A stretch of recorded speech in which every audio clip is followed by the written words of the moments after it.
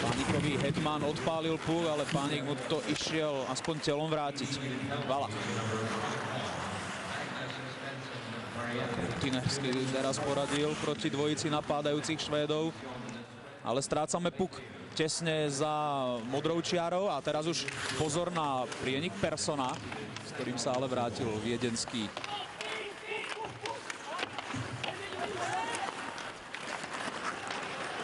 Už len pol minútu majú naši k dispozícii v prvej tretine.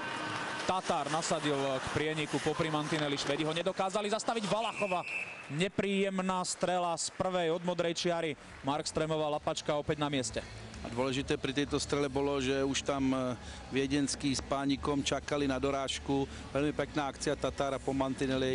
Vidíme spätná kľúčka, prihrávka dozadu a Valachová strela. Pozrite sa, obidva hráči už čakajú na vyrazený púk a švédsky brankár našťastie pre Švédsko podržal ten púk v lapačke. Podarilo sa nám vyhrať vhadzovanie, opäť strela Valacha a v zápätí dorážka.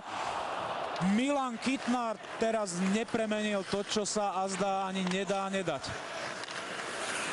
Škoda takejto chvíle, ale napokon gól do šatne sa predsa len zrodil. Pozrite sa na to, 4 sekundy pred koncom prvej tretiny Mertelová strela končí v sieti Markströma.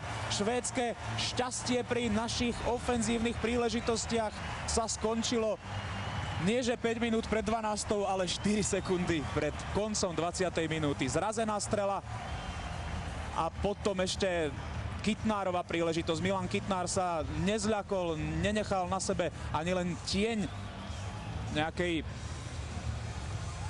nejakej pochybnosti o tom, že by to malo zanechať negatívny vplyv na jeho výkon a Marek Mertel tečovaným nádherným pokusom, tak to bola vysoká škola tečovania naozaj, keď puk letel už na úrovni možno tej hornej žrtky.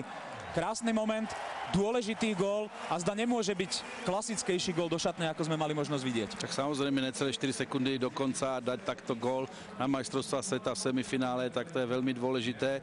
A keď už si spomínal to tečovanie, tak neobvykle, tak to bol taký ten kanadský štýl, že vo vzduchu trafiť púk a to sa nám podarilo a zdvihli sme ho nad lapačku švédskeho brankára Markströma a vlastne ani ten nevedel, že kaďal to prešlo, lebo z takejto blízkosti vo vzduchu trafiť púk je to kus šťastia, ale aj umenia.